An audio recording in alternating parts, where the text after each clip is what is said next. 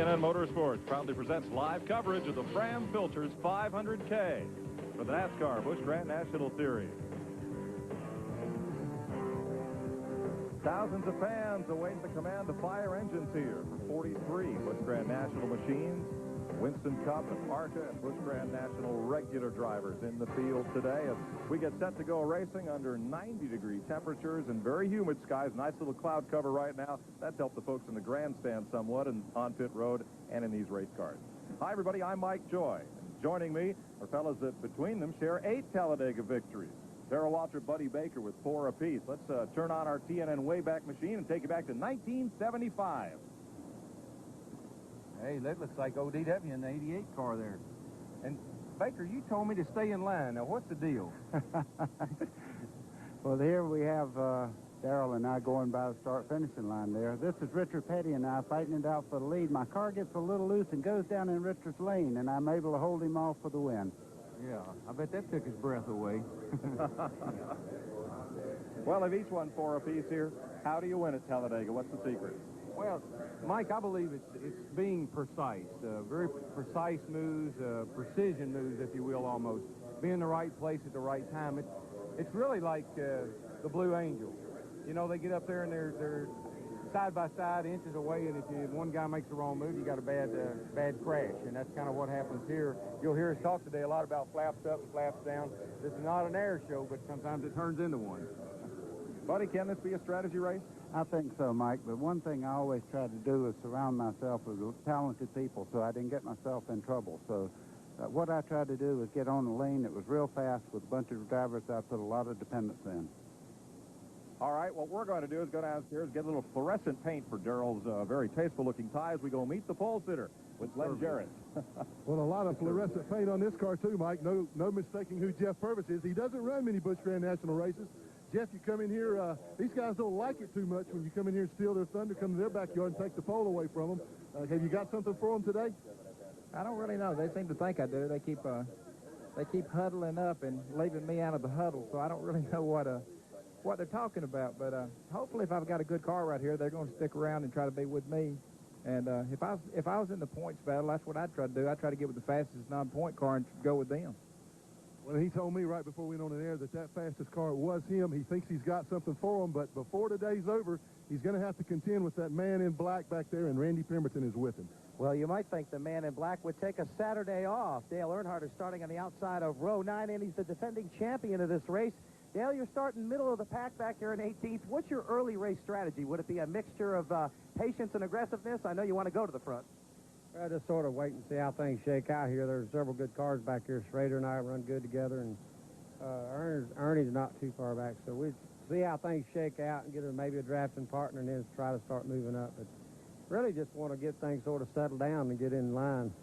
Good luck, Dale. Well, I think Dale Earnhardt would lean a little towards the aggressive, and we'll be back to find out in just a moment when we bring you the starting lineup for the Fram Filters 500K right after these messages. Getting set to roll off here at Talladega, Sears Die Hard Batteries present the starting grid for today's Fram Filters 500K, and on the pole sits Jeff Purvis. First career Busch Series pole and his second Busch start of the season. Sterling Marlin has his first top 20 Busch start this year on the outside pole. Randy LaJoie, runner-up in last year's Thriller, and Mark Martin, who won at Darlington in March. Row number 3, Dale Jarrett, an 8-time Busch winner, and Morgan Shepherd has 15 career wins in this series. Michael Waltrip, second in this race 2 years ago. Terry Labonte, a 3-time winner this year. Then Tim Fido, a row 5 top 10s this year, and 92 series champ Joe Nemechek. Derek Cope starts on the inside of row 6, winner at New Hampshire in May, and Mike McLaughlin, 4 top 10s in the last 8 races. Doug Hebron makes his best Superspeedway start. Jason Keller has a pair of poles this year. Ricky Craven, 2-time winner and second in points. Kenny Wallace, 7 top 5s, looking for his first win. How about this 9th row? Ken Schrader, 3rd at New Hampshire, and Dale Earnhardt, defending champ of this race. Row 10, Tracy Leslie, 4th last year. Chad Little last year was on the front row for this race. Row 11, Dennis Setzer, freshman victory at South Boston, and Bobby Dotter, 4th in the point standing. Ernie Irvin won the first Busch race here in '92, and Hermie Sadler is 3rd in the points. Randy Porter, who finished 3rd at Atlanta, and Rich Bickle, second start of the year for the Wisconsin driver. David Green with a 47-point lead in the standings, and Rodney Combs with 3 top 10s.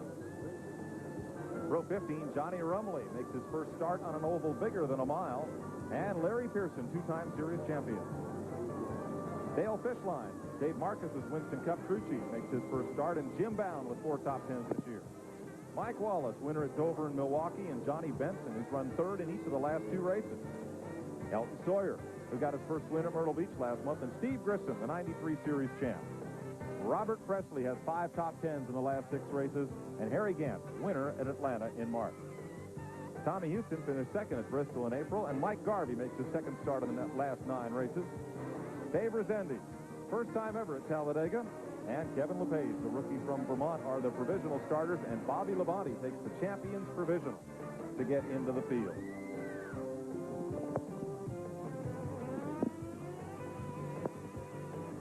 On the first pace lap, in the back straightaway,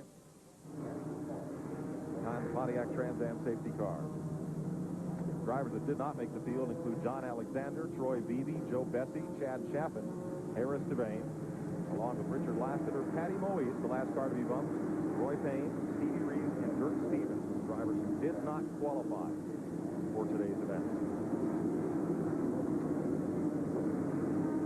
Riding along with Mark Martin there in the Winn-Dixie Ford. Here's his 360-degree race cam over the shoulder as he looks ahead. Welcome back to Talladega, where on this lap, we'll drop the green flag.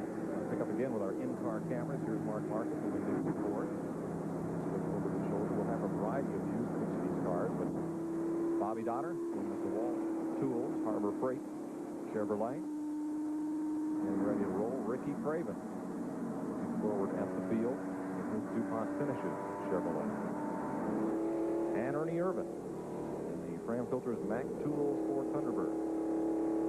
And Mike Garvey in the UniFirst Uniforms Chevrolet.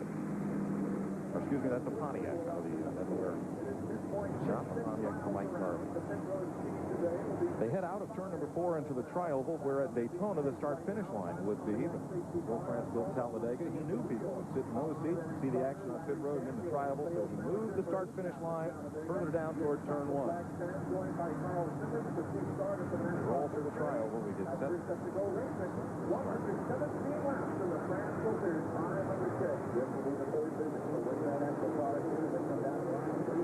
Green flag is waving, and Sterling Marlin edges Jeff Purvis off toward turn number 1 by about half a car length. Make that a car length as they hit the banking.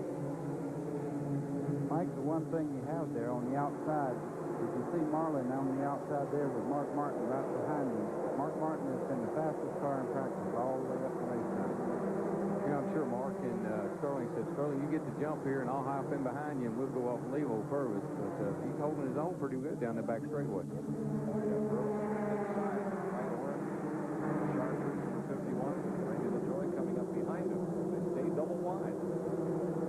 Looking to the outside there. He's up beside Sterling coming off turn 4.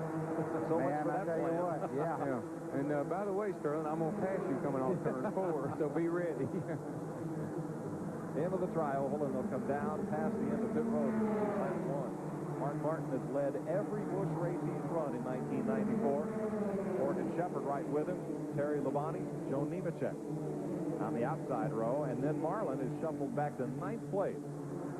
Boy, Jeff Purvis has a really strong car. He's basically by himself there. He pulled right up to 2nd place there. Now he's dropping back just a little bit. That's Morgan Shepherd in 2nd place, right behind the lead car. Yeah, back in there, Sterling Marlin still in the middle of the 2 lines of traffic. He's making it 3 wide through the turn. He's going straight to the back, and nothing he can do about it. 4 wide there for a second. They enter the corner, and Marlin has to squeeze out of there. Yeah, he just got out of position, and he couldn't get in either line, which put him right in the middle of the 2 lines, and he's still there. He cannot go either. He can't get in either line. I don't think I've ever seen that, where somebody here gets freight trained for a whole lap on both sides. I've seen it. Up close and personal. Yes, I have. I've visited it. Mark Martin leads lap 2. You know, Mike, everybody wants to know what's so wonderful about Talladega. That's 3 abreast all the way around this racetrack. These guys are racing right now. Most exciting racing in the world out there. It is, and it's also the most nerve-wracking because of the closeness. I mean, one bobble by somebody here is disastrous. Riding with Ricky Craven. That's Kenny Wallace. just ahead. 3 wide again up into turn number 3.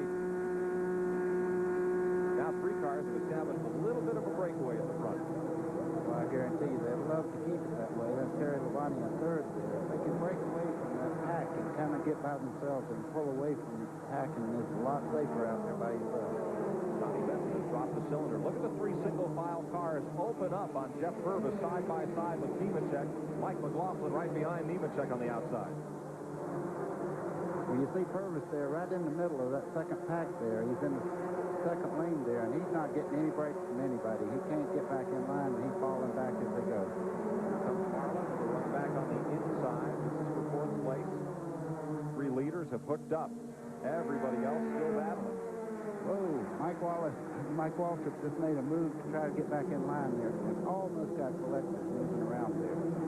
That's what's happening. If you want to get back in line, you know you've got to get back in line, and you force yourself in there sometimes. Sometimes the other guy isn't willing to force. Dale Earnhardt started in the Wayback Machine. Well, he come from 18th to 6th. You can do that here, Mike, because of running side by side, 2 or 3 or 4 wide like they're doing. It helps the guys in the back, really. The one thing that Earnhardt does, you see him there moving on the inside. He never sits and waits on other people to make his race strategy up. He is a dominant race car driver, and when that hole opens up, he goes for it. He don't wait. Now they've caught the leader. We're watching from Ernie Irvin. Maxwell Ford having a look back. That's Jeff Purvis, who was the pole sitter. Mike, that's the sight I always like. When I looked in the mirror and seen everybody. Look at Terry Labonte go into the lead now. He's getting under Mark Martin coming off turn 4. The FW Windows Chevy led the points early in the season. Labonte, though not running all of these Busch races, but when he runs, he is a threat. Number 14, Labonte. Second lead change of the day. Joe Nemechek into second, Earnhardt's in third, Mike McLaughlin in fourth, just ahead of Mark Martin, the red car there. You can see Mark Martin giving hand signals there for the guys to get in line and try to catch the lead cars. He's got somebody working with him there. That's Mike Waltrip that's right behind him. Now, they'll run the leaders back down, but if they run side by side, it's easy to check out on them. Yeah, if everybody had a camera in their car, the fans would not, they would say, how can they drive those cars that fast, that close together with one hand?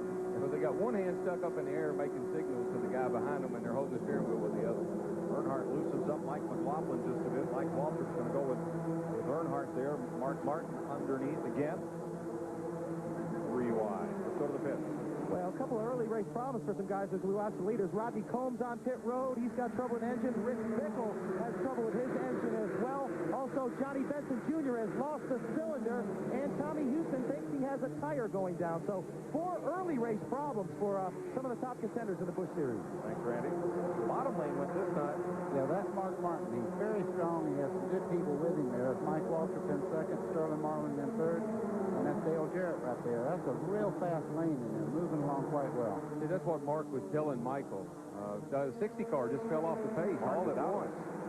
Something's wrong, desperately wrong, with Mark Martin's car. The light on the upper left, is that oil pressure? Well, the engine's dead, and the red light's on, so it's probably an engine problem, and when the engine dies, the light comes on. Oh, that's too bad. He really had a good race car. Perhaps a dominant car. We'll never know. Michael should thank him, because Mark told Michael to follow me and I'll take you to the front, and he did. So it's Mike Waltrip in front of Dale Jarrett. Terry Labonte in third in the white car. Sterling Marlin. Terry. Well, didn't have a lot of room left up there. They better be glad they painted that thing one coat of paint, because that would have been too close otherwise. Jarrett lifted about the width of a 9EE up there. Look at Mike McLaughlin in that red car. For a fellow who has as little super speedway experience, he's doing a heck of a job. He is, and he's gotten better and better every week in that car. He started off, he struggled. I even had trouble making races, but he's gotten better and better every week in that car, and he's starting to really show some talent. Red fiddle paddle Chevy right behind them. Black number 3 of Earnhardt. Here we go. They're going to get 3 wide again. I guarantee 4 wide. the lead car is enjoying this. Right now, he's getting a little bit of advantage, but the bad news is Dale Earnhardt has moved right in on his back bumper. These 2 guys ought to check out now. What do you think the record for wide is here? 4 is the most I've ever heard of. Could it be maybe 5 or 6? We've seen 4 several times already, and this race is not yet 10 laps old. You know, Mike, but it's a tribute to the equipment and to NASCAR and to the drivers. There's been years past where we couldn't have race cars run that close together without trouble. And the cars look very stable, almost as if they're, you know, they're stuck to the earth tighter than they are on some of the shorter racetracks. You're right, Darrell. It almost looks too easy. It does. I think that's what happens to you here, too. It kind of lulls you into trouble. Through the trial once again, Sterling Marlin with a clear advantage. They break formation, and they're going to put Mike Waltrip is going to squeeze out of the sandwich there. Uh-oh. Ernie Irvin has moved up in the second place. He runs very well here. Anytime he comes to Talladega, he's one of the dominant cars. Don't see much in front of Ernie Irvin right now. All you see is Sterling on the bottom lane. Yeah, and Uncle Mike is in trouble because he's in the middle of those 2 lanes, and that's usually a ticket to the back. Uncle Mike. Well, Jessica might be watching, and Sarah, so they'll know who I'm talking about. Good. 2.8 million viewers, and he's Uncle Mike to 2 of them. We'll just talk to them. It's okay. Here goes Irvin for the lead, and he's going to drag Earnhardt with him. Yeah, Sterling will end up about 4th or 5th out of this exchange here, maybe 4th. Glenn Jarrett is with Mark Martin. Well, he's standing here looking at this race going on, wishing he were a part of it. Mark, you had an awfully fast car all week, but what happened?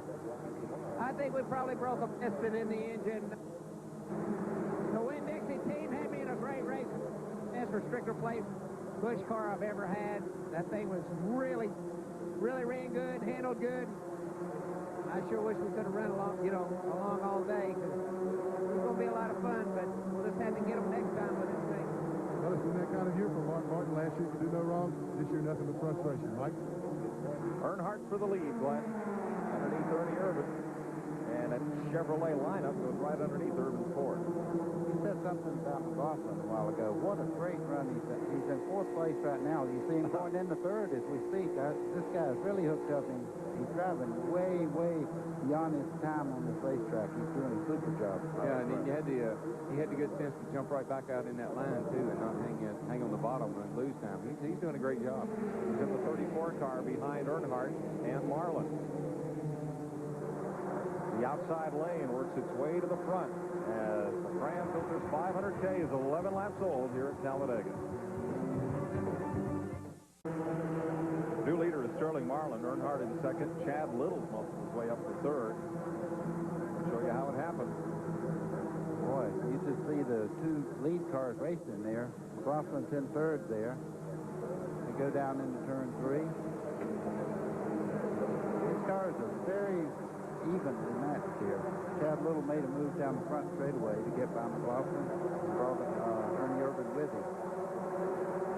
Mike McLaughlin then got shuffled to the middle lane and then from the left. Yeah, well, there's one thing obvious. You want to get the wrong lane, and that's the middle lane today. Well, we start to get strung out. As you get 10 or so laps under your belt here, they'll finally string themselves out, get a single file, and get down to some more sane racing. Back past Rich Bickle. Rodney Combs has made a pit stop and is back out.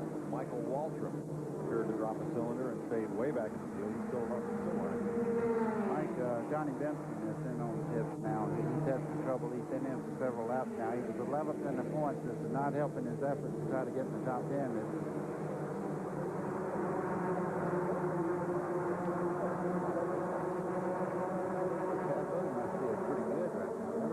Sticking in there. If anything, he's leaning on it coming out the corner, and that really needs to have a strong car here at Talladega. The gate coming out of the corner.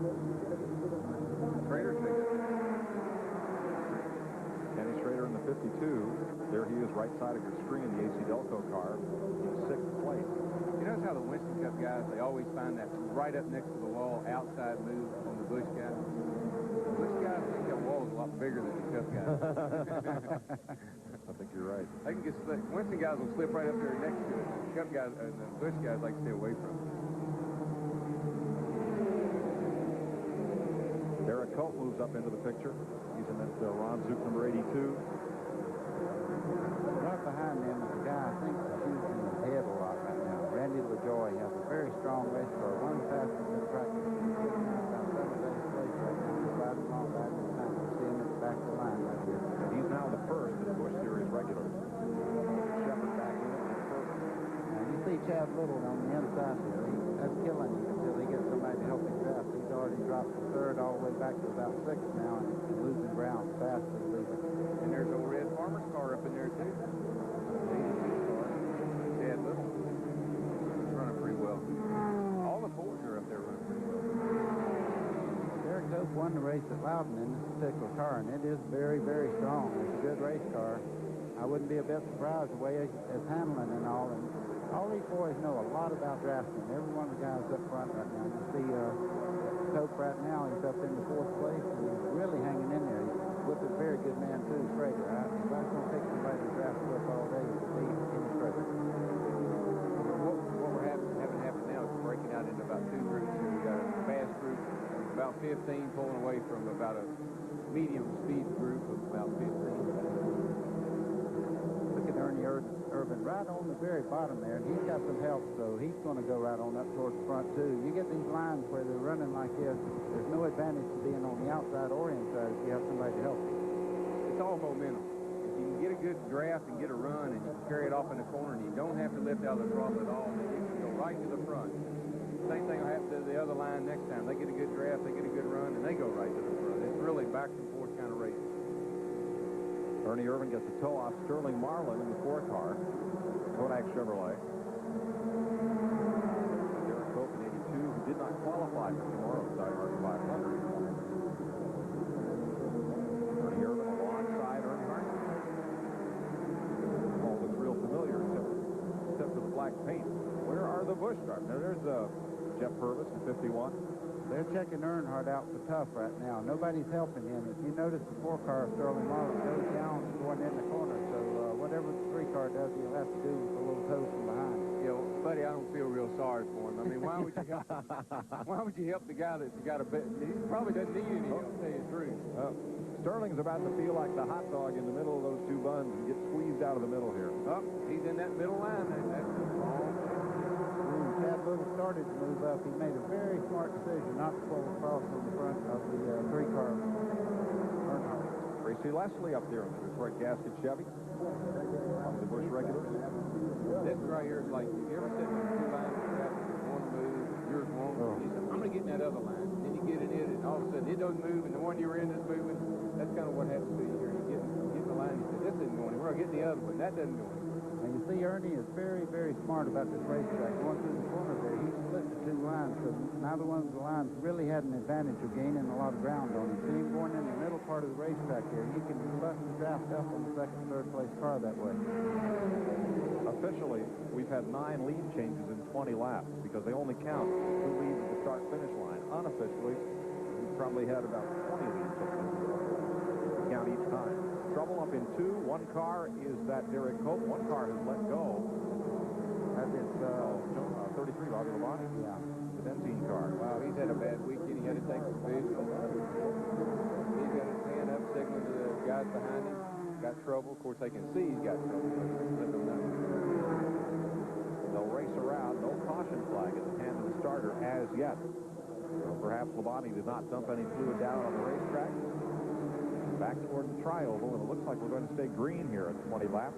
Chad Little just has to be elated with the way his race car is running. He's passing Ernie Irvin with no help whatsoever right at the time. Jeff Purvis just got behind him. We'll see how strong he is, but he took the lead right by himself. And here goes Ernie in the middle lane. Yeah, just like Darrell said, that middle lane is no place to be. That's the excuse me lane. Excuse me, I'm in the way and I'm going to get out of it. Jason Keller, Tracy Leslie, everybody going right now. Irvin finds a way up to the top lane behind Terry Labonte. The MW Windows Chevy. 21 laps. We continue under green here at Talladega Superspeedway. 9 lead changes so far. Stay with us.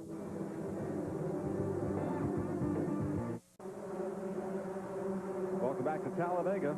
The lead changes continue here. 23 of 117 laps complete. And now they are single file, and as soon as we say that, Earnhardt pulls out.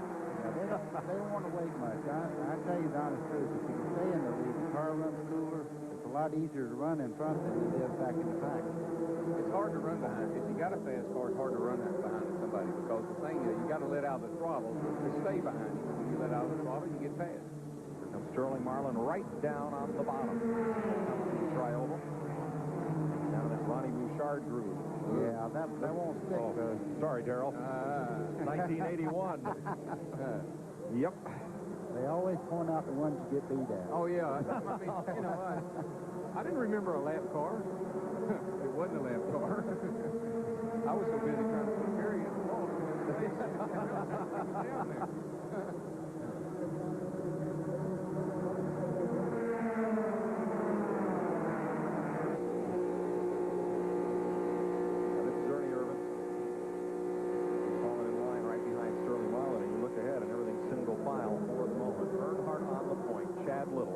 In second, Derek Hope is third. Randy LaJoy is first of the Busch regulars. He's fourth. Terry Labonte is fifth. Mike, that lead car was probably running close to 220 degrees on water temperature. Now that he's out front, it'll drop back to like 195 degrees. That really helps that motor. I always felt like he's going to win this race. He has to lead a certain percentage of it, not wait for the last lap to try to lead the lap.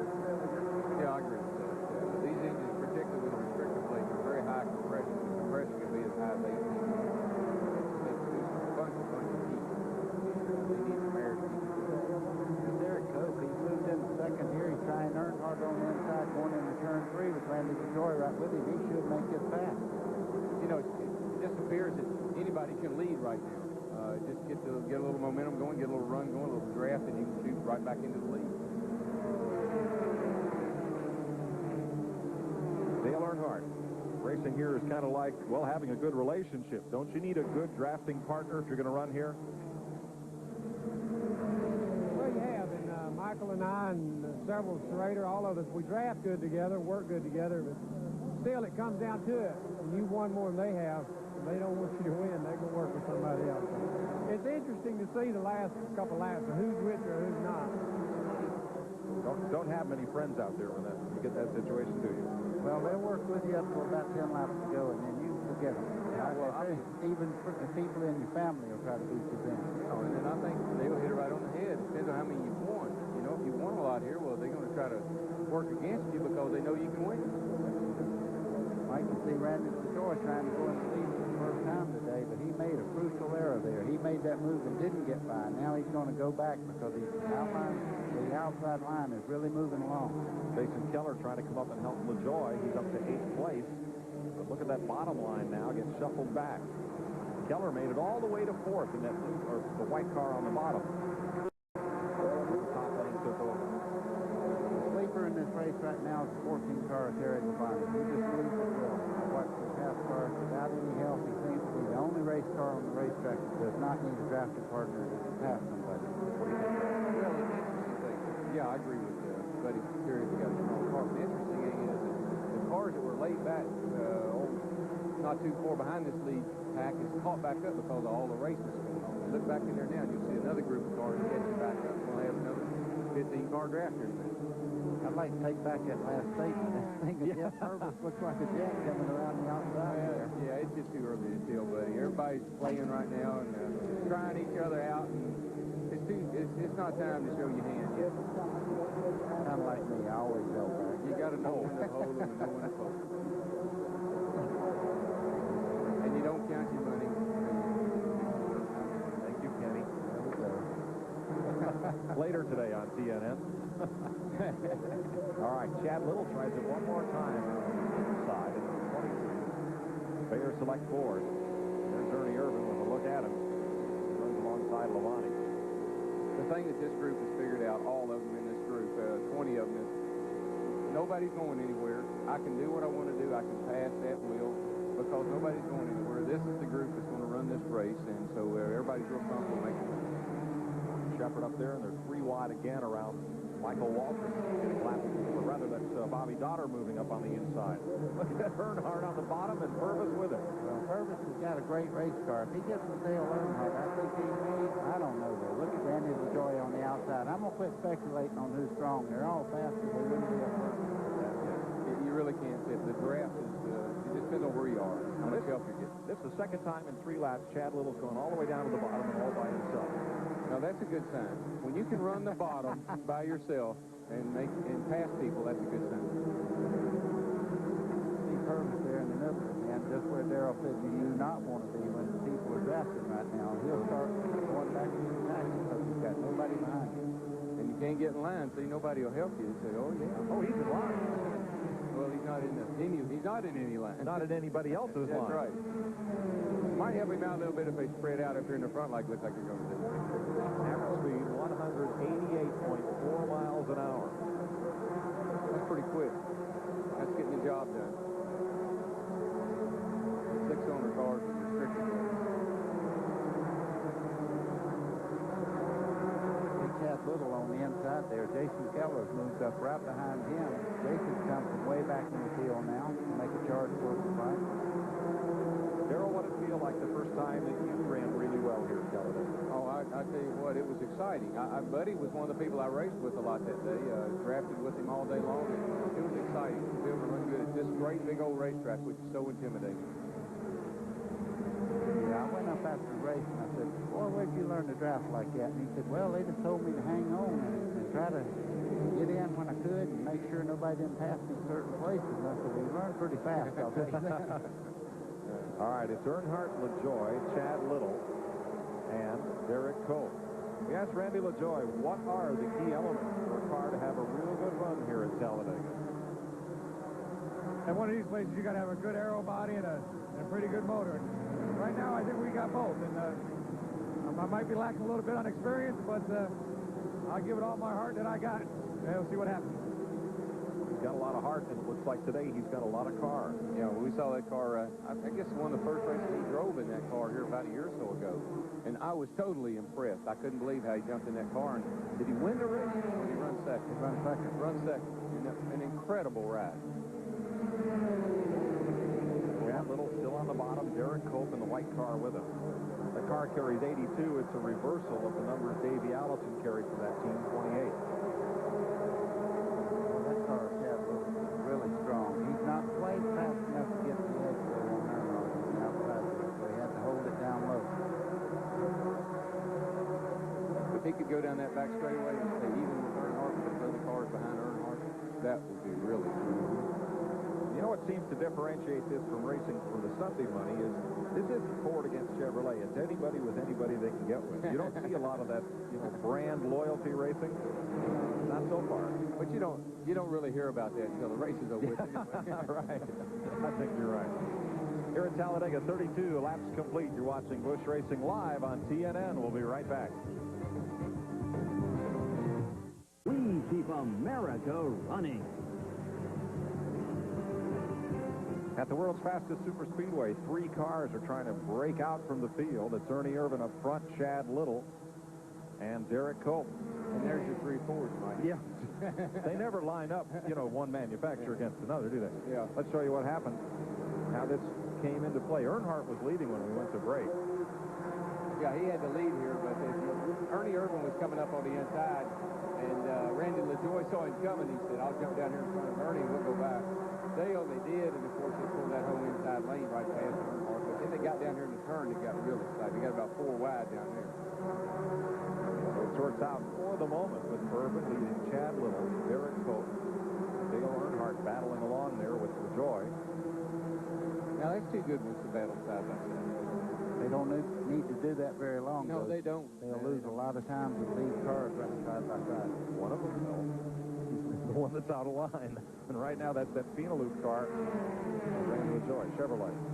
There's Schrader coming up with Terry Labonte and Earnhardt. Now, there's 3 Chevys that could hook up and go, and Mike McLaughlin is with them, and Jeff Purvis. A couple of minutes ago, let's show you what happened to Dale Earnhardt while we were away. Left side of the screen.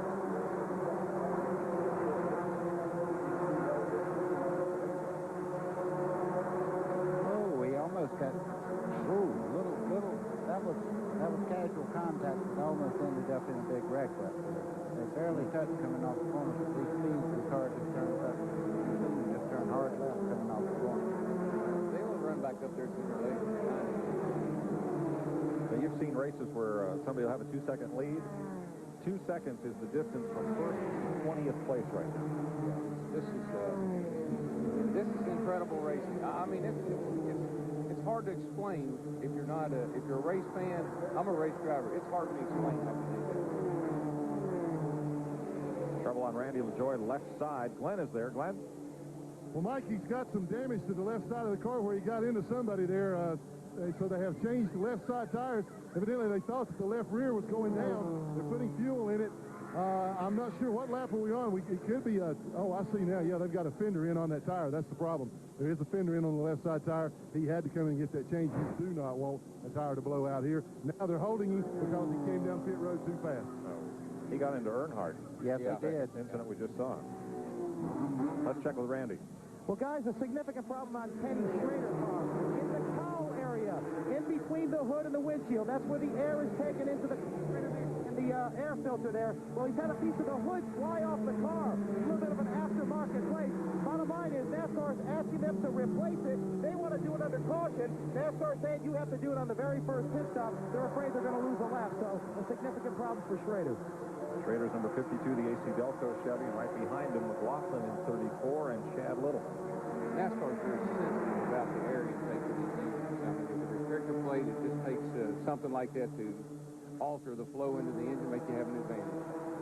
Derek Cope trying to wrestle the lead away here coming off turn 4. I don't think Ernie's going to let him have it. They're going off that corner there, and right behind them, Dale Earnhardt, and they're just going right on by. He hasn't made that move now. Randy LaJoy back in the race. Kenny Wallace is on pit road, the number 5 man in the Busch Series points. Making an early pit stop here. 40 laps complete of 117. Well, the cars now start to go through a little bit of a transition. They'll go from maybe a little tight to just a little bit loose, getting a little tire wear, fuel burning off. The car will go through just a little bit change, and the driver has to be aware of that so that that tight racing can then get himself ready. Here comes Purvis, country time number 51. And Sterling Marlin's going to go with him. They split. Derek Cope goes back. Look at Jeff Purvis there moving on the inside of Irvin, trying to take the number 1 spot away. Just behind him is Sterling Marlin. Earnhardt on the outside. You know, Purvis is on the pole by caution. 2 or 3 tenths. Harold Yellow's waving. And there's the reason why. Looks like Jason Keller might have had engine trouble. He was having a great run. First caution of the day. Comes out of lap 41. Ooh. And I tell you what, when you're right behind him, you get a windshield full of oil when that happens. All of a sudden. It looks pretty terminal there. Yeah, I don't think they're raising the hood just to check the oil, tell you the truth. Too bad. He's had a good run all day. He moved himself into the top 10 and running quite well. He got a nice fourth. Good break for Brandon LaJoy. Made that stop, and I don't think he went a lap down. All right, I'm not sure if Kenny Wallace was lapped on pit road or not. Scoring is showing yes, he was. LaJoy was. Field comes around under caution. We'll see if pit road will be open this time.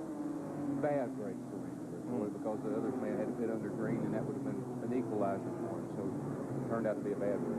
Most of the leaders are staying out. I believe pit road is still closed until next time around, and the safety car picks up the field. We'll be back to cover pit stop after this. Pit stops under caution here at Talladega as you watch Ernie Irvin in the upper left and Jeff Purvis in the lower left, and everybody else trying to fight for a pit stall, and one car there getting blocked in. I don't know. They can't get in their pit stall. Earnhardt, no, that's the 99 car. He's turned sideways in his pit. What happened was they put a lot of stage dry down for Keller's blown engine into the pit there, and I think it's really confused matters. Well, it's going to be Sterling Marlin coming out first, and then Purvis. Followed by Earnhardt, Dale Jarrett, Terry Labonte, and Mike McLaughlin. Here's Randy. Well, I'll tell you what, they're having an awful time getting this piece attached to Kenny Schrader's car. You know, they measured it, and they wanted to get it right, but if this thing is off by 1/8 of an inch, it could really hurt Schrader's performance on the racetrack. Obviously, he's going to go out last car on the lead lap right now, but they're having a difficult time, but they probably won't lose a lap. NASCAR limits the amount of square-inch area that air can enter there at the base of the windshield at the cowl to get into the carburetor, so we'll be right back. Under this caution period, 29 cars are on the lead lap here at Talladega. 1 lap down, Kevin LePage, Randy LaJoy, Bobby Dotter, Johnny Rumley, and Kenny Wallace. Tommy Houston is 2 laps back. Jason Keller appears to be, he is 3 laps down and out of the race.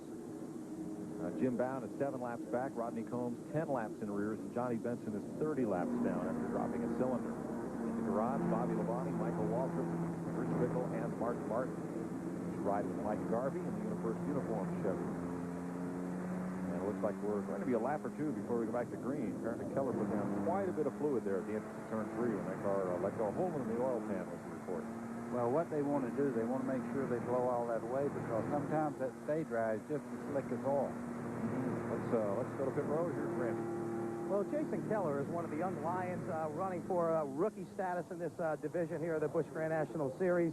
And there are several others that are in a tight battle for this championship. Let's take a look at who they are. Last Saturday at South Boston, Dennis Setzer became the first rookie to win a Busch Series race in 1994, taking the checkers in the Ford Credit 300. After a little celebration for the crowd, the points leader talked with Glenn Jarrett in Victory Lane. You knew you were coming into a good car. You knew you were a rookie. You had a lot to learn, but did you think you could win in the first year? Well, I told him I could, so I sure hope I could. Currently second in the rookie points is 1993 ASA champ Johnny Benson Jr. He compares his Busch Grand National battle with Setzer to his own rookie year in ASA. Dennis has done a great job all year, and, you know, I hope to think we have too, but, you know, it's just one of them situations in ASA when I ran for rookie. Me and Rich Bickle battled all the way to the end, so, you know, hopefully for the fans it'll be a good battle throughout the year. Third in the rookie points battle is Randy Porter, driving the 35 Millicron car. His best 94 finish, a third place showing at Atlanta. Just behind him in fourth is Kevin LePage. His best so far this season, a 9th at Loudon, New Hampshire. Rounding out the top 5 in the rookie points is Stevie Reeves, another strong young driver to soon challenge for more than just the rookie points title.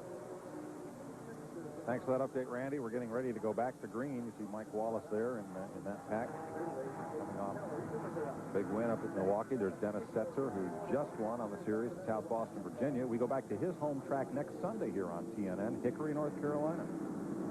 Sterling Marlin leads Jeff Purvis, Dale Earnhardt, Dale Jarrett, and Terry Labonte. As we get set for the restart, let's check with Glenn Jarrett. Well, Mike, there's some concern down here in Jeff Purvis's pits. There has been a rag left up under the engine compartment somewhere when the race started. It has now worked its way up into the cowl area where the air is inducted into the engine. It is disrupting the airflow into the engine. They're a little concerned. The car seems to be running okay, but the thing could conceivably stop up the airflow into the engine. They're not real happy with one of the guys down here, but they haven't said who it was yet and don't know that they will, but they're going to keep an eye on the problem. Now, that's an interesting story. That's almost like faking a pit stop. You know what I mean? It's the same crowd, you know. Yeah, right. From last week at Pocono. That's it. We're Purvis on the ARCA race at Pocono. Sterling Marlin at the front of the pack, 6 through 10. Mike McLaughlin, Derek Coe, Bernie Irvin, Harry Gann is up to 9th, and Larry Pearson 10th. Ahead of Ricky Craven, Mike Wallace, Dennis Setzer, Chad Little, and David Green. That's the top 15. As we go back to green, 29 cars on the lead lap. Ken Schrader is the last of those. Whatever Purvis is having a problem with, the rest of them better hopefully get the same thing because he stayed up near the front all day. There's Earnhardt moving right up behind him there, but I don't see anything wrong with Purvis' car at all. If that rag's doing anything, it's not hurting. I don't see it. Darrell, on a 2-wide restart with lap cars, is this a good chance for the front pack to hook up and break away? Well, it could be, but I think what we're going to see here is back to that original start of racing that we had where it's going to be 3 and 4 wide again.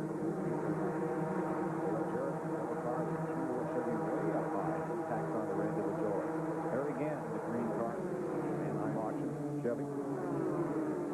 Boy, Harry pulled himself up. He was about a half lap down before they called him. Up into the top 10 comes Gant. Chad Little down to the bottom again by himself again. Boy, Gant needs to get out of joy there and get himself up in line with these cars that are running for the lead. I think Gant has the race cars capable of running with him. As long as they run side by side, they won't get the front cars. Randy LaJoy, I mean, he's trying to get a lap back and went down to the lap here. Probably had, so he's going to be a wild card in all this. You see Harry there in the middle of you remember this, Mark, Darrell. You don't want to get in that middle lane. You move. Rodney Combs very close to Harry Gant coming up through there. Is that the Rodney's show car? It's the one with one sponsor. French is on one side and Black Flag on the other. That's how they did the show car. They said each race car was going to carry one or the other, but maybe the show car. Well, this is by far a better looking car when they have one color or the other. Right. Yeah, there's Purvis with the rag in the air cleaner there, running second, pulling away from Dale Earnhardt. I don't see a lot wrong with it. Oh, it's blown out, I understand. I just got to report that it has blown away, so he's back in the fight here. He wasn't too bad off. I don't know how they ever figured out how to rag in the first place. Here comes Derek Cope on the outside. That's Ernie Irvin we're riding with there. He's up beside Derek Cope right there. He's got a lot of help on the inside. If you can keep that car in front of you, see Earnhardt on the bottom there. If Earnhardt don't move up, he's got a lot of people to draft with. All right, now look down Irvin's windshield. You see that slot? That's the cowl opening where the engine gets it there. They said that Jeff Purvis could see a bit of that rag flapping from the cowl opening, and then finally it blew away. Boy, Chad Little's car is absolutely a rocket ship. He just went to the bottom and just went right up to second place there. Yeah, they seem to be a little bit better on fresh tires, too, buddy, because he was doing that early in the race. You're riding with Ernie Irvin. Derek Cope to the left of your screen. Terry Labonte pulling up in a tight draft. Chad Little was 11th, 1 lap ago. And Mike Wallace there getting by Earnhardt. Earnhardt's in that middle lane. You don't usually see him get in that position right there, but he's in trouble right now until he gets somebody to help him a little bit.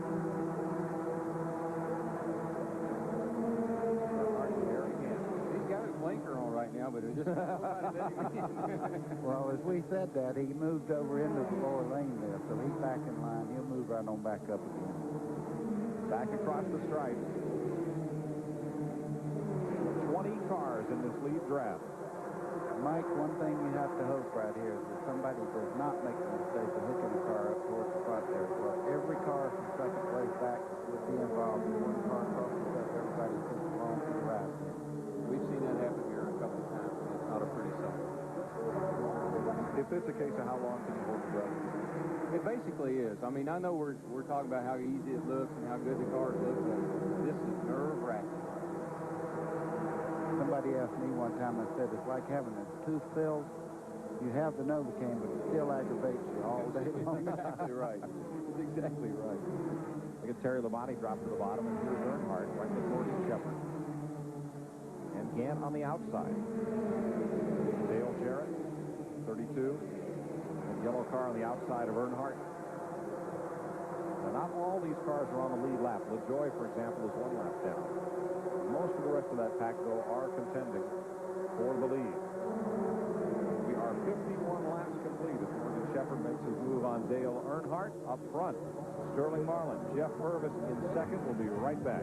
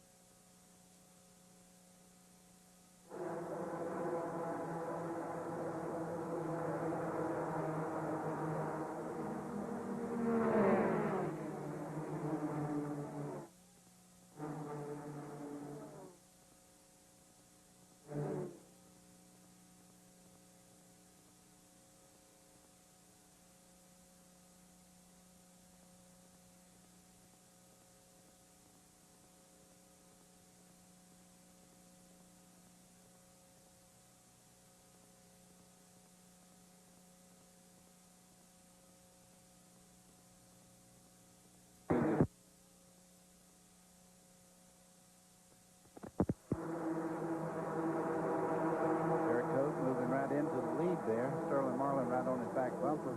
Now, Darrell, in a case like that, how much help can the spotters be? They're a mile away from where you are on track. Good point, Mike. They're down here. They're looking straight at the car. They're not looking at the side, not looking down across the racetrack. They're looking back up at the racetrack, and it's hard for a spotter to tell when you're clear. That was the toughest thing I ever had when I had a driver driving for me. I was a spotter, and he said, "Can I move over now?" I said, "You ought to know better than I can." All right, here's Marlin for the lead. Derek Cope.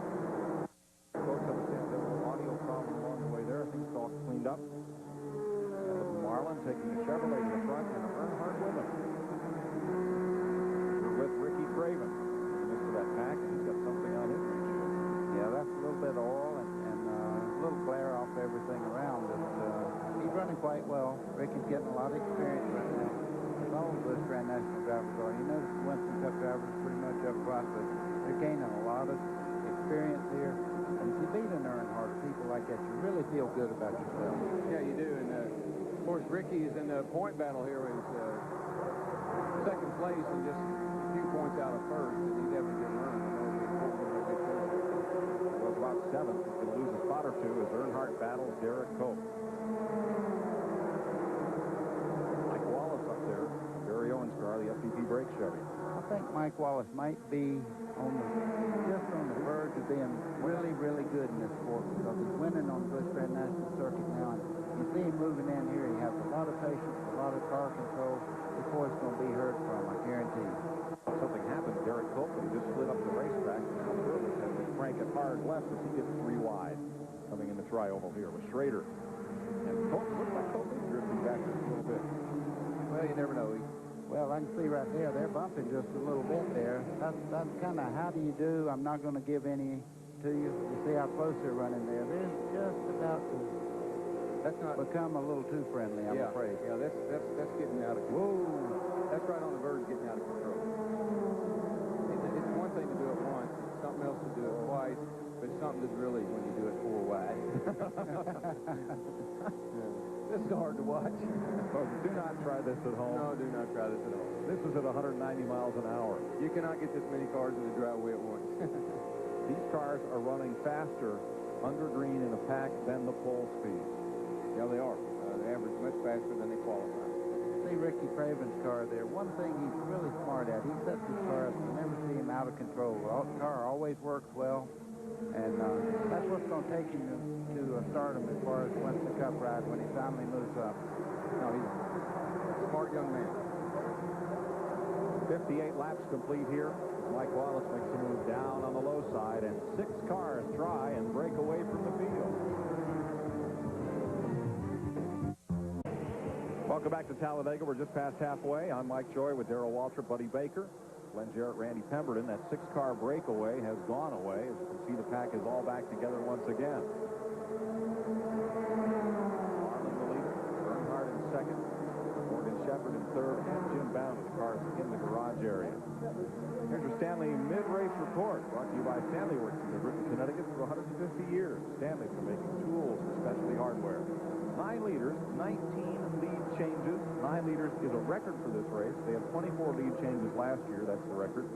5 cars out of the race. Only 1 caution for 5 laps. We may break the record speed for 500 kilometers here, set by Ernie Irvin in 1992 at 158 miles an hour. Well, Mike, this is hard work. Not very many cautions, and the mental stress is a big thing because they run so close together. And the cars are moving around the way they do. You've got to pay close attention constantly. It's hard work, mentally. Looks like Jeff Purvis up there in that outer lane is kind of determining the flow of this race at the moment because the cars on the bottom lane are moving up and trying to get up with those leaders. And the top lane right now is still tough sledding. Yeah. If you get in the, it's the same old deal. If you get in the wrong line here, you go back. You get in the right when you go forward. Buddy, look at the back there of Jeff Purvis's car. That thing looks like it's really dancing now. Yeah, I was watching him. He's working pretty hard. This race car is a little bit on the loose side, and he's really having to fight that thing to keep the back end straight on it. Yeah, he and Chad Little got, they kind of banged into each other earlier, and when they did, I think that's because Purvis's car is just getting loose. Been out there a while on those tires. Let's show you this. A bit earlier. Look at the top of the screen. Whoa, I'm going to tell you what. That was a wreck. Nobody just didn't hit him. If that had been one of those 3 wide situations or somebody had been stuck right on Purvis's back bumper, we would be cleaning up a big mess. Well, the car he had the trouble with there is Derek Coates, and he has now worked himself up into 4th place. Now, here's Larry Pearson in 92 Stanley Tool Chevy. Underneath Tracy Leslie in the Troy Gasket car for 72. Just a minute ago, Pearson was up there fighting for the lead, he and Mike Wallace. Look how quickly you can get in the wrong line and go from second to third to the lead to 10, 15. Strong pack of cars here.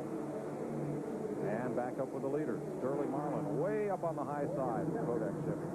Yeah, he's a little bit out of, he's trying to get himself worked back in where he can fall in line here and pick up the draft again and go right on. What you want to do is always keep yourself, in my race here, always try to stay in the top 5. If you can do that, you're always in contention to win the race. And the other thing, Mike, there, the spotter probably told him, all right, there's an opening behind whoever was in that group of cars, behind the 82 car. So he went high, but when the 82 car got beside him, he knew he could fall down in behind the 82 car. So he gave everybody a chance to get by, didn't lose any momentum, and didn't lose any spots. No, but look behind that front 5, the rest of this top 10. Really shuffling it up here. Back, well, top 10, top 20. I think top 30. See Chad Little there, just in that 23 car. He's taking Jeff Purvis, and they're really catching the leaders like almost a second lap. They should be right in the fight again, and no time flat. I think Purvis may have one of the fastest cars on the racetrack. If he gets himself in position every once in a while, he's getting in trouble. Well, the low spoiler angle, if you have to go in the corner with a car just on your flank there, on your outside, it can suck that back end around, and that's about what happened to him going into turn 3 over there. These cars do have 45 degrees of spoiler on minimum, but that's not very much in a pack of cars. Now, here's the front pack, and you see how they have gone single file, and if you look a little further back at the rest of this group, there's a lot of double file racing. That's not going to help those cars. The leaders may have a chance here to get away. Morgan Shepherd underneath Dale Earnhardt and at the front. Well, Morgan's got a lot of help there. Dale Earnhardt's on the outside, but you see Derek Cope right there on his back bumper. They ought to be able to get by Earnhardt and move up on the racetrack and counter that move. Morgan is the 10th different leader in this race. Now, that's 2 Fords right there in front of 3 Chevrolets, so you think that we'll see if there's any brand loyalty here or any brand rivalry here when the 3 Chevrolets duck back out to see if they go by them. Darryl, you've run enough race cars to know that there's just a dash and roll cage in a race car. You don't care what emblem it is when they're going for the lead. I don't know, buddy. Nowadays, with the incentives that some of the manufacturers have to win races, you remember who's in what. Morgan Shepherd, Cheerwine Ford, last won a Busch race in 1988 at Indianapolis Raceway Park. Dale Jarrett is on pit road. We'll stop right there. Check back in a minute. Yeah, he went a lap down. Of course, he was running in the front in the early going, but we haven't heard much from him lately. Dennis Setzer taking his car to the garage.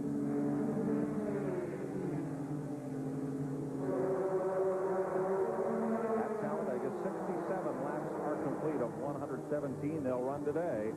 Morgan Shepherd and Dale Earnhardt up front.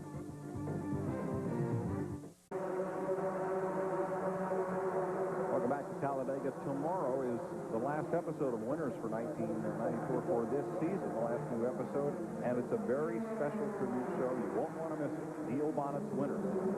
Tomorrow at 10 a.m., repeated at 2:30 p.m. Eastern Time. If you can't be here to watch it, set your VCR. It'll be a very special show. You know, we're far enough into this race now that everybody's starting to think there's a little bit of a strategy here.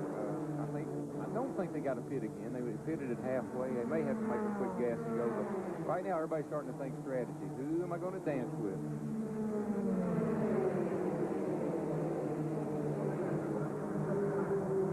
Let's check with Glenn Jarrett. Well, Mike Dale's second time in under the green flag after that last caution. When he restarted, the car ran fine for a few laps and then started cutting out. They thought there was a fuel pickup problem, maybe some crash in the line had gotten in the fuel filter. They came in a while ago, they checked the fuel filter in the pickup, it was fine. Now they've worked with the carburetor, the car's running now. They still don't know what caused it. When he gets up to speed, the thing just starts cutting out, but he's heading back out there. Thanks, Glenn. 27 cars are now on the lead lap. Chris is the last of those. He and Dave presented. Car moving very slow around the bottom of turn 4 there. Hope he makes it back to the pit.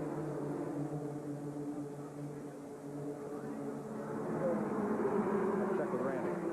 Well, the guys, they will have to pit again as far as we know down here. Derek Cope has been in communication with his pit crew. They say they will start lap 96. And there have been a couple of other teams as well. Kenny pit around lap 90. So they'll have to make one more pit stop, I think. Thanks, Randy.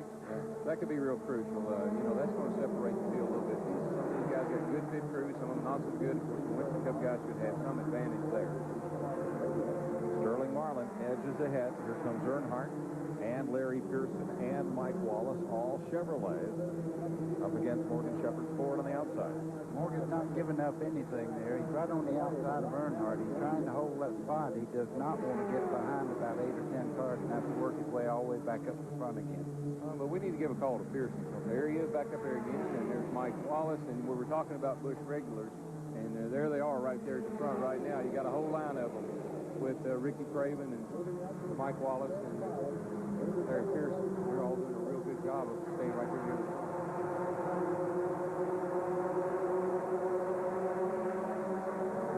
Larry Pearson, they're running in the top 5.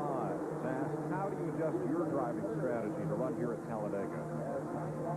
You can't be aggressive. I mean, as far as getting up beside somebody and rubbing fenders and things like that, you can't do that here because, you know, the slightest touch can send somebody around, and, you know, it can hurt them pretty bad here, and you really don't want to do that. But, you know, that's the way it's always been at Talladega and Daytona, and I assume that's the way it always will be.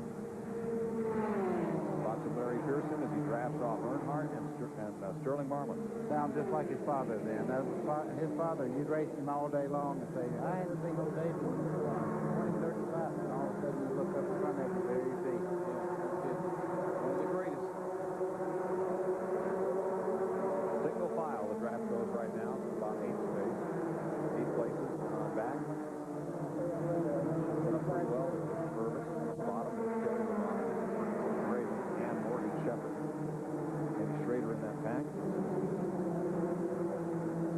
You know, Mike, that second group there is just as fast as front bunch, but they go up, they take the lead, they get in the wrong lane, they go all the way back to 15th and 20th, and then they start climbing that ladder again, trying to get back up to the top. Yeah, that's the difference in some of the Busch guys and maybe some of the Cup guys. The Busch guys, they can't seem to stay at the front. The Cup guys can.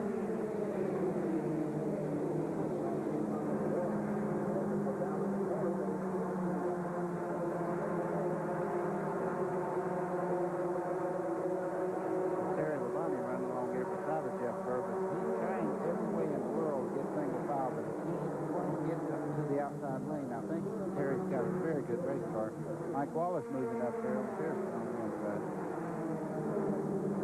Little race right there in the front, Ernie, around Mike. Tried him down the back straightaway. Mike's car's pretty strong because he's holding his own down on that inside by itself. Philip Williams goes 74 of 117 laps. Are complete. Still a very tight pack here for the lead at Talladega.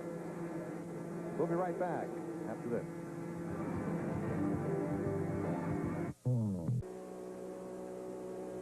At Talladega, the longest that anybody has led under green is 9 laps. Sterling Marlin did that. He's now led 6 in a row here under green. He does, Mike. You know, Mike, Earnhardt's kind of sneaky. We haven't mentioned his name very much, but he's been right there, second or third. He kind of loses himself in the crowd, so that when he gets ready to strike, you forgot where he was. Now, right now, I don't think he's where he wants to be, but that's kind of his strategy, looks to me like. Yeah, I'd say his sneaky's starting to sneak away. He needs to get with a couple of people that are really going towards the front, so they're running side by side. And as we said, Sterling Marlin is really strong, has a good car right behind him, and Chad Little. So this thing can kind of get stretched out here. They don't want to run side by side too long. How about Tracy Leslie there, just ahead of Purvis in the Detroit gasket car, ran 6th in 1992, and 4th here last year after bumping Ernie Irvin. They're still on the backstretch on the last lap. He was right up with the contenders. They round out a 4. 3 wide, and that's Leslie up on the outside of that group. Got by the 3 car of Dale Earnhardt right there, and that car was absolutely sideways coming off turn 4. Yeah, I wish him well, but I don't like to see a car that loose on a major freeway. He's definitely wheeling it. Ernie Irvin is not content to let Marlin hold that lead. Joy in the 20 is a lap down. Somebody else here is racing for the lead. Ooh. That's up close and personal right there. Hello.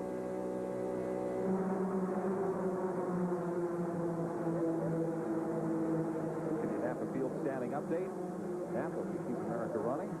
Show how to run. Dale's going to sit there and you watch him. That's right where he'll be for the next 20 laps, 30 laps, whatever. Look at Schrader make a move to the inside there. He's trying to get by Pearson. Three wide going through the dog leg there. He had to tuck back in with Pearson and try to get some kind of run made to try to get up to the front. Two cars. Ricky Craven just shut off as he came past and goes down onto the track apron. Number 2 point man, 47 points out of first, is now coasting around the bottom of turn number 2. Daryl, that thing had an ugly sound when you come by here. Yeah, it just sounded like it dropped the valve to me. Really, it just rattled all at once. Dropped the valve.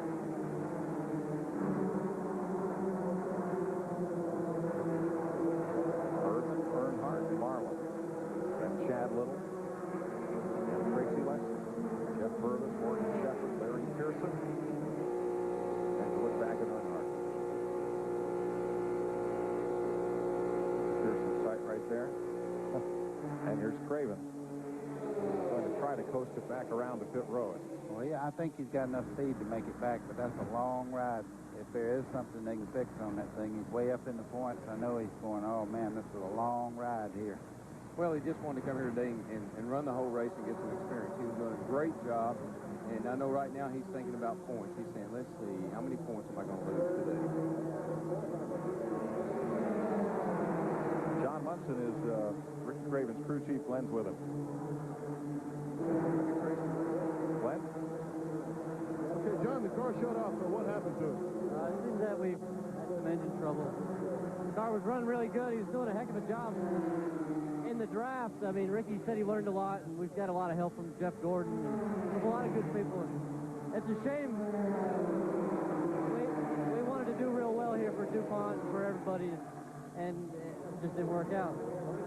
2 weeks in a row, they've had bad luck. Thanks, Glenn. 25th lead change of the day. The new record. It's a record for this race, and it's Tracy Leslie out front. Well, Tracy's just been phenomenal all day. The car is running well. I think he's probably the most underestimated race car driver of all time because he always gets up near the front on major speedways, has a good race car, no luck. The 11th driven leader of this race. Had a good run here last year. He had a little problem over on the back, I guess, late in the race. But whoa, did you see Ernie and Schrader talking about a little problem? Well, you're watching from Ernie. Where's Schrader? I think he's on the outside there with Terry Labonte. That can happen very easily. A guy get that far on the outside of you, you just don't know he's there. You see the lens on that camera, how dirty it is. You have the advantage with that camera to take that and put a fresh new piece of cellophane up there where you can see through the windshield. It's just like that lens is. Pretty hard to see sometimes. Ernie, you notice Ernie ran up from behind Larry Pearson there. He elected not to make it pretty wide into turn one there, which was a good move on Ernie's part. Pearson was alongside of Earnhardt. He could have forced him right into it. You're riding with Irvin. That's Schrader up along the outside, the AC Delco car. I think Schrader's got a little tired of running back in the group there. He's starting to do some pretty wild things. He made it 3 wide and passed right up in the 4th lane a second ago to take his position and move up to the top 6. Yeah, I believe somebody gave Schrader a wake-up call. 83 laps, 34 to go. Well, now we see who's really strong because you have Purvis as a pole setter on the outside there. He looks like he pushed you up a little bit there. I think he backed up. He's loose. I think he just backed it up to him. Yeah. We know that Sterling Marlin's strong, but I guarantee you right behind him is Earnhardt. You have Morgan Shepherd, and that's Pearson just behind him. Pearson's been strong all day. He's dropped back to 10th one time, run back up to 4th. Very strong race car. Good effort. Well, I think we might be seeing guys trying to get themselves in a position so that when somebody pits, they can all come at once. I think that's what we're trying to make it look at. Report is that Derek Cope has dropped the cylinder. Drifting back a bit after being up at the front, a leading part of this race. We'll be back with Busch Racing Live on TNN after this.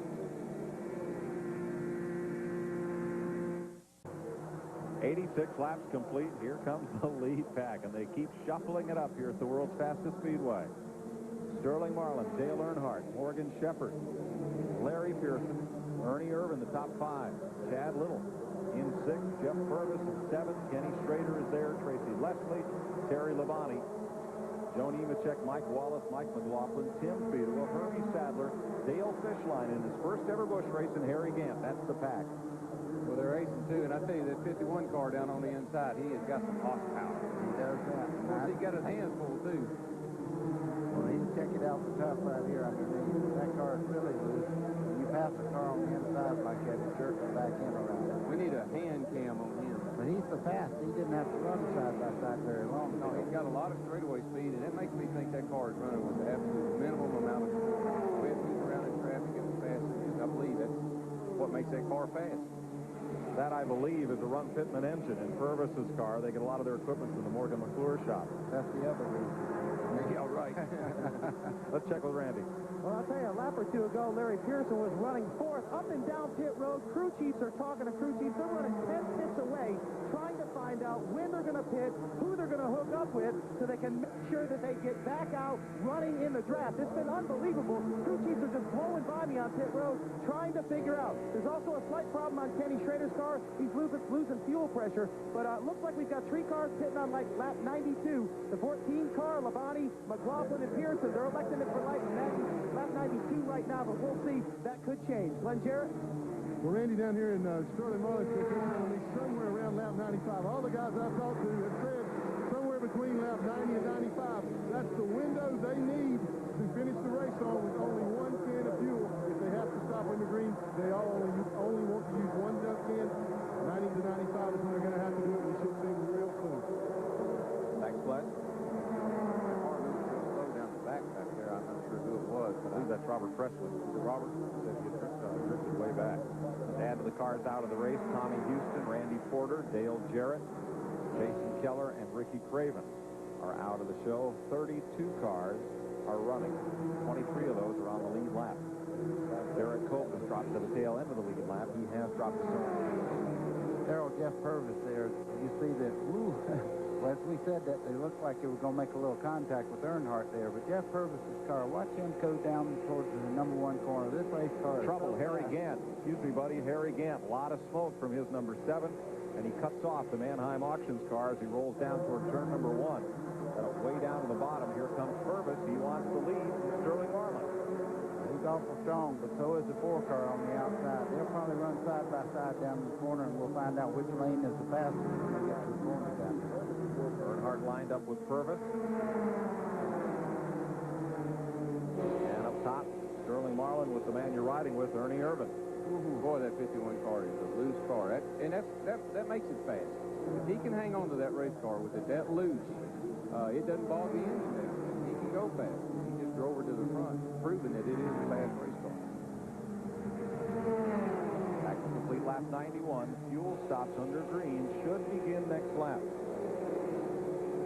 This is Ernie Irvin's car here. This is a great shot. This is what it looks like to a driver. When you go down in the corner here, you notice all that racetrack, they're only using like 2 or 3 lanes. They're never up in that 4th lane. So when you get up there, you're normally in trouble. Jeff Purvis has just led his first official Busch Series lap. 17 starts.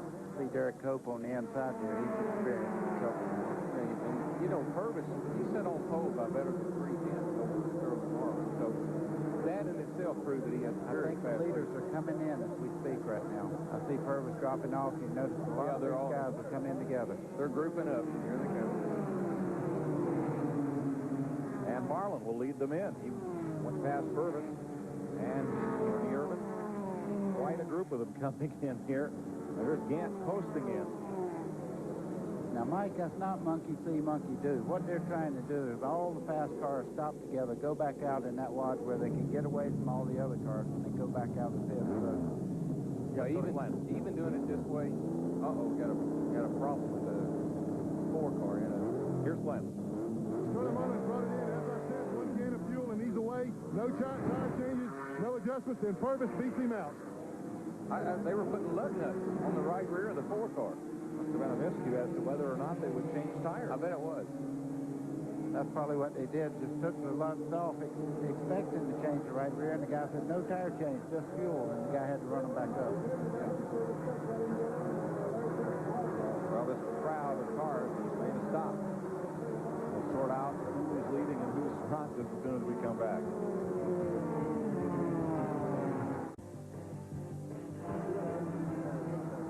back to Talladega. Here's your leader, Tim Fedewa, with a new sponsor on his car, Rust-Oleum Pure Strength Cleaner, is at the front of the field, and the man who's right behind him, what a story here, Dale Fishline. And at number 70 is Dave Marcus's Winston Cup crew chief. It's his first ever Busch Grand National race. He's only started 4 ARCA Superspeedway races, with 11th as his best finish, and he's running in second place here. Ernie Irvin's experienced some kind of trouble. He's going down the back straightaway. Yeah, he came out here and he just dropped at the bottom of the racetrack, so I think he may have something wrong with the engine. And Morgan Shepherd's cut down a tire. There is Irvin coasting around. Mike Wallace goes past. Mike, you know, these restrictor plate engines, when you come into the pit and out of the pit, they go through a cycle where they run lean. And if you make a pit stop and you don't get back up to speed just like you should, it'll burn a piston in one of these. Irvin coasting around. Also, Elton Sawyer, the Ford Credit Ford, given a black flag, stop and go penalty for leaving the pits too fast under his green flag stop. And Harry Gant out of the race. He's got 31 cars running. 16 of them now are on the lead lap. And it'll be 15 as soon as they overlap Irvin. Well, it's shaping up here like a 3-car shootout. You got the 1, the 3, and the 4, and there's another little group here that's trying to chase them down. I don't know if they're going to be able to or not, but I know those front 3 would like to see it this race. Tim Fedewa leads this race. Realistically, can his team win here? Glenn Jarrett asked him yesterday. Yeah, we can. I've been thinking about that for a long time, and I really think we can. You know, I know Talladega has been, I guess, a track for rookies before. I'm not a rookie, but I'm pretty new at it. So I think, you know, if like I say, patience is going to be the key, and I know we got a good enough car, and just see what happens. Fedewa leads this race. He and Fishline, running 1-2, have yet to make their pit stop. Now, Jeff Purvis, of the cars that did make stops, Purvis climbing up there to number 3rd, according to the rundown we have. Earnhardt 4th, Marlin 5th, Schrader 6th, Nemechek, Pearson, Leslie, and Terry Labonte, the top 10. We're watching from Bobby Dotter's car, which is 3 laps down at the 2 leaders. How'd you like to be Dale Fishline right now? First ever Busch Series race, you're out there in second place. I'd like that a lot. How old is he? Mike, what that does when they get home, there'll be a lot of bench racing where he's telling them how he done that. 34 years old, the Sportsnut Chevrolet. I believe that is a Dave Marcus car. There he sits right behind Tim Fedewa, the fellow who's looking for his first ever win. I told you a minute ago. I've heard his name before. Where's he from? Who's that? Fishline. Lives in Arden, North Carolina, but I believe he's from Wisconsin. He's a racer from up in the Midwest, isn't he? He's street from Marcus for quite a bit. Now let's go back and find the pack that made pit stops earlier, racing along just like they were leaving this thing. And it was 4 of them all tied together, and now that pack is all closed back up. Larry Pearson led about 4 or 5 of these guys from about a quarter of a mile back, and they have run the leaders down. You see Larry Pearson there on the inside, second place there. He absolutely is running super good, but he's in the middle of that line. That's not the place to be. Morgan Shepherd of the 21 is a lap down among this group.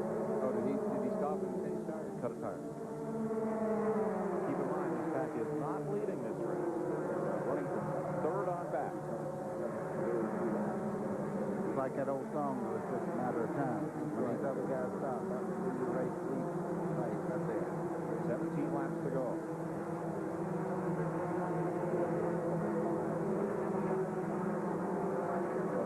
Surely knows it all the way. Well, I've seen you do it at Daytona. Surely can't be Of done. all people who would know for sure, Darrell Walton would be the man I'd ask. That is right on the edge of being unrealistic. You've been on that edge. This pack trails the 2 leaders now by 28 seconds. Tim Fedewa at the front, Dave Fishline in second. Then I pitted at lap 42. I'd say it's time for some high test. Caution is out, and that will be quite a break for Fedewa and Fishline. There is debris in the back straightaway, so they will get to make a pit stop with the leaders and should be with the lead pack when they come back out. Hey, it's good for them and it's not good for them. The other guys may not stop. They may stay out if they can go the rest of the way. all the cars in NASCAR. So we'll have to wait and see how it plays out. But to get a moment in the sun and lead a bunch of laps at Talladega, Buddy, that's the way I do it. good way. You got to, whatever you got going for you, that on any particular day, if it's fuel mileage, you got to use it. Now, Steve Grissom there was trying to get within a lap of the leader, although he will pit. He has just gone 2 laps down to Tim Fiedler. Bobby Dotter is 3 laps down. Pit road is open if they come by, or they'll have to come around again. 101 laps complete, and we have 16 to go. These cars have been on the track for 59 laps, and they'll have to make one more circuit before they're able to pit. We'll be right back. It was the best of days for Tim Fiedler, but caution has come out on the back straightaway for a tailpipe that we believe is off Tracy Leslie's car. And Fiedler, after he got down to caution flag speed and went into turn 1, appears to have run out of fuel. Yeah, he's trying to make it back around to the pits, but I believe he'll be overlapped before he gets there. Mike was talking just a second ago about Fiedler. Under speed, all the fuel would be over where the pickup is. So when he slowed down and went into the bank, I'm sure he lost all fuel pressure and the car just ran out of fuel. Yeah, well, we're normally talking about gallons, and now we're talking about ounces, so not a lot of fuel to pick up, and he's motioning for him to push him in. Come on, guys, help me, please. Daryl, that seems like it takes 4 hours for that thing to get out there. I've had that happen before. Now, why wouldn't you use a pickup in both sides of the fuel cell, left and right, like on a road course car? Well, a lot of the cars do have it in the middle, Mike.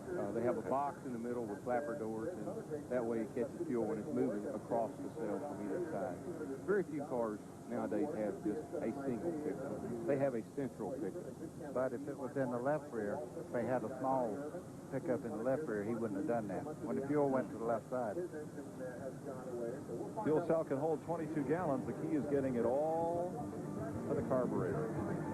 We'll be right back.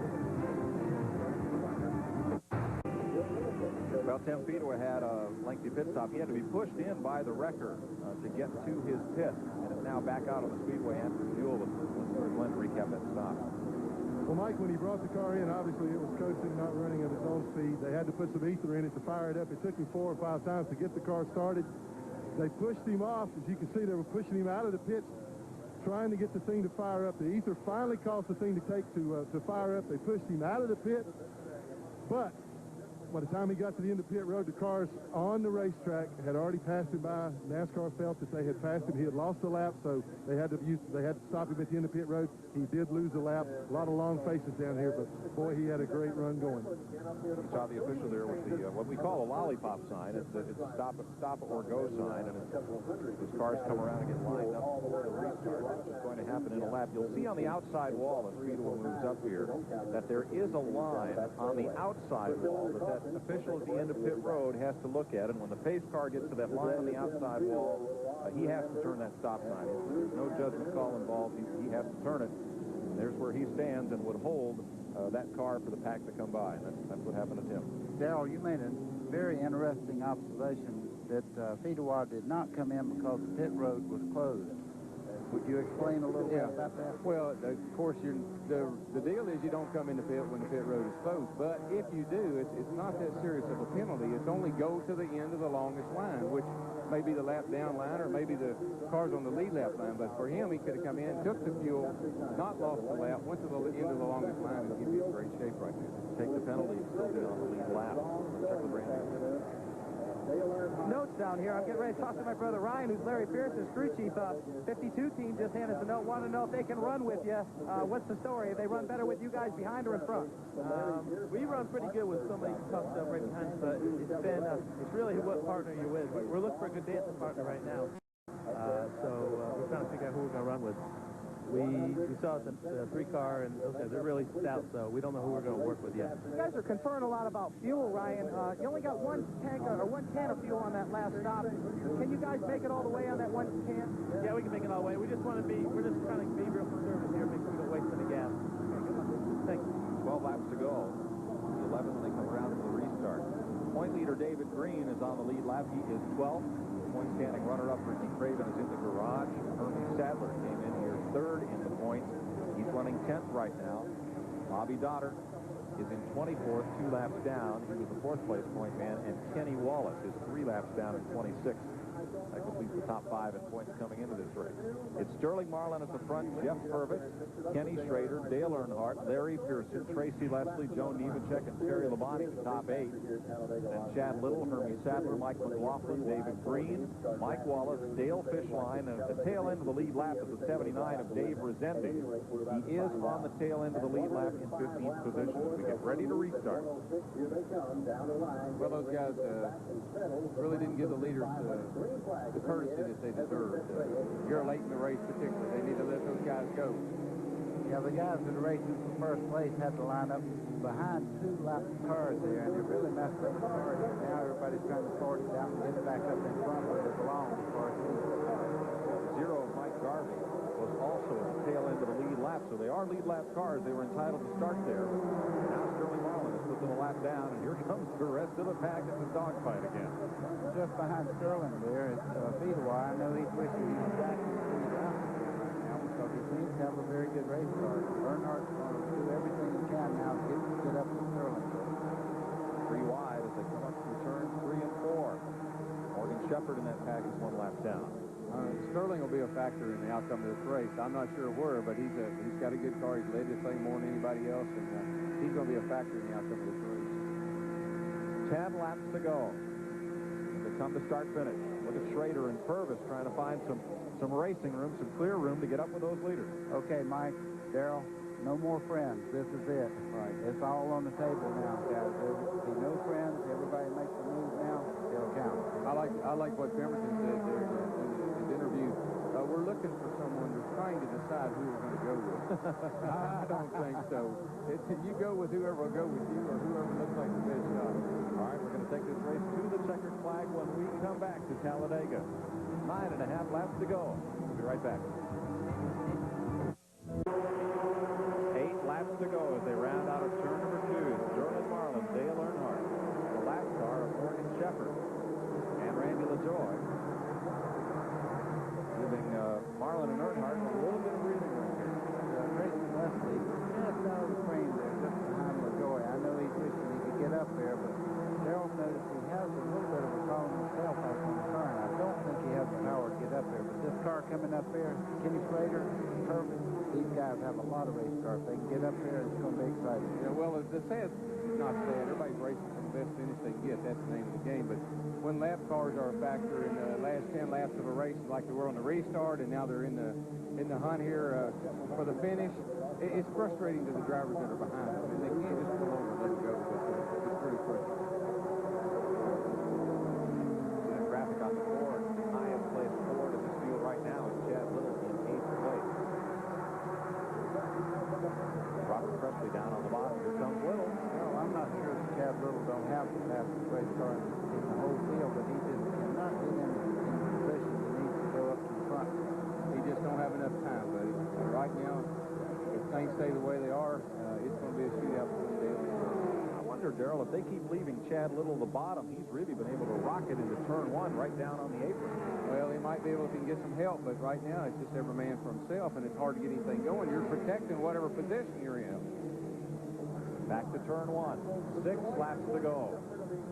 What he's decided to do right now is blast off the 20 car there, and I'm not sure that Chad Little, if he just gets any kind of break at all, he's got plenty of time to do it.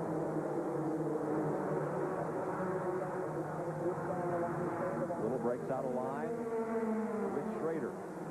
Defends the lap car of Randy LaJoy. He's doing it the right way. I mean, he's showing a lot of patience. He's getting one car at a time, and buddy, you're probably right. Well, you see, Schrader's right behind him. Schrader can buckle up here. He's got his fastest car as Earnhardt. You see him go by the 21 car there, Morgan Shepherd. Well, I'm glad they got the 20 car and the 21 car both used letting those guys go. They used their head and got out of the way when it didn't hurt anybody. Right. 5 laps to go.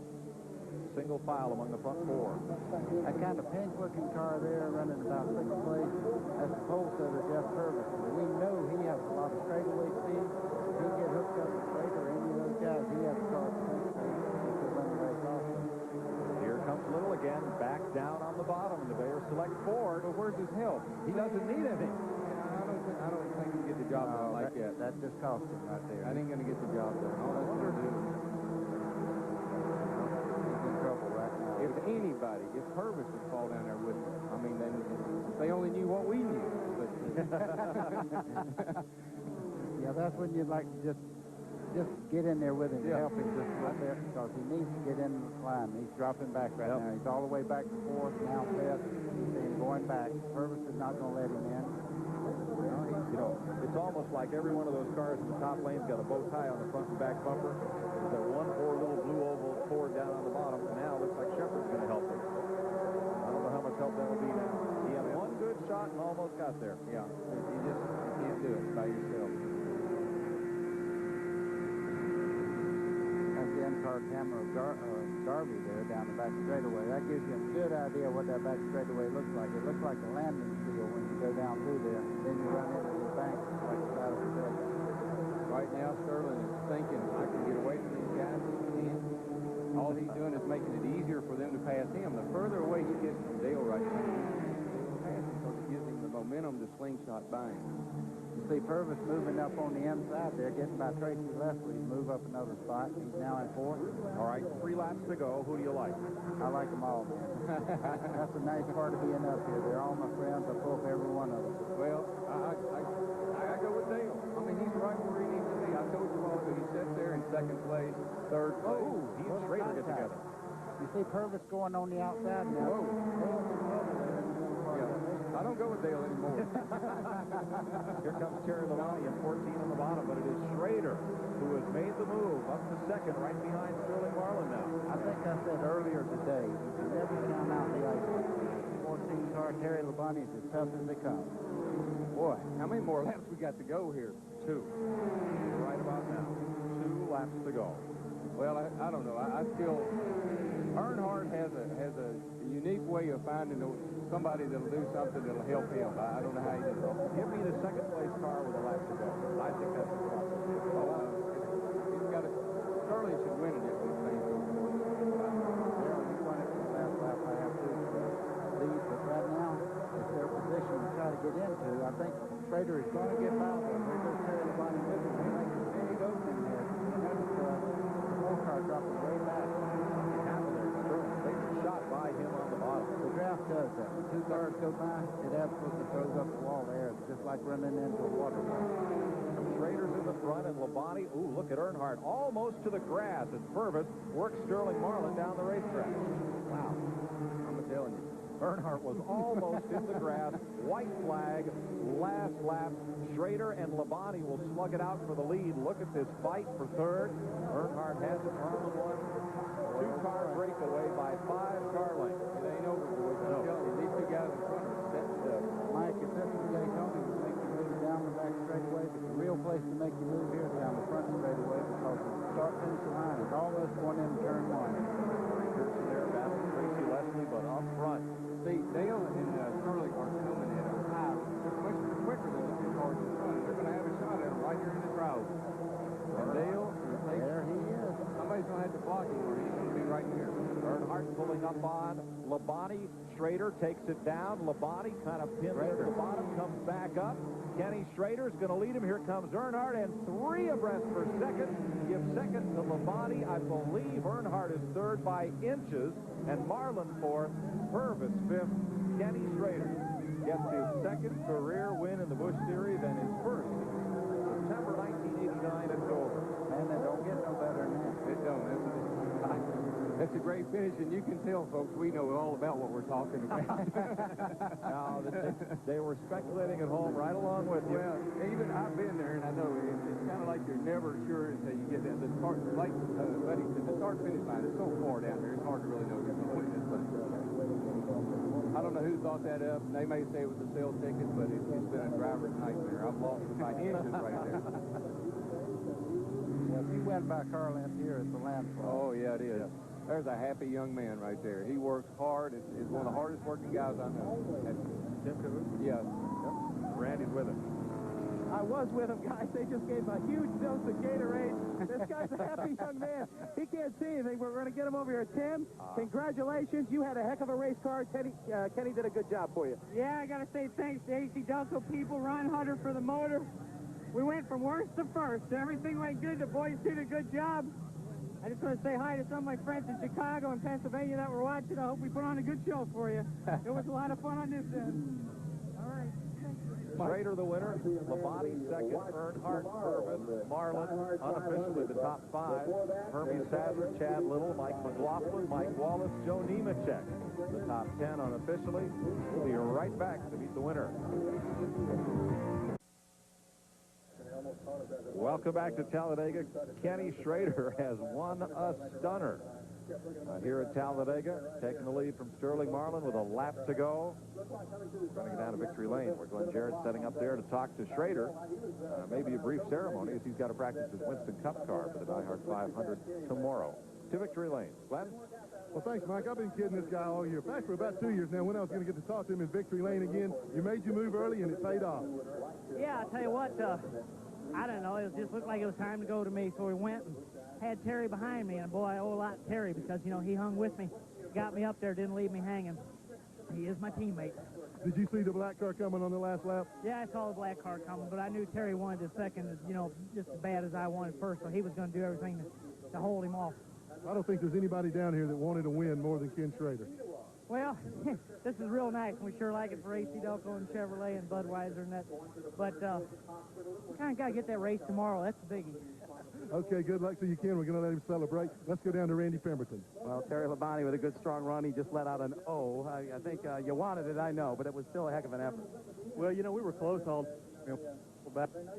And, boy, right there at the end, I thought, man, that last restart, you know, we were sitting there 6th or 8th place and didn't know what we could get out of it or not. I figured we could have been 16th or 1st. And, you know, I got hooked up with Kenny, went up to 2nd and hung on for that. So, under MW win this.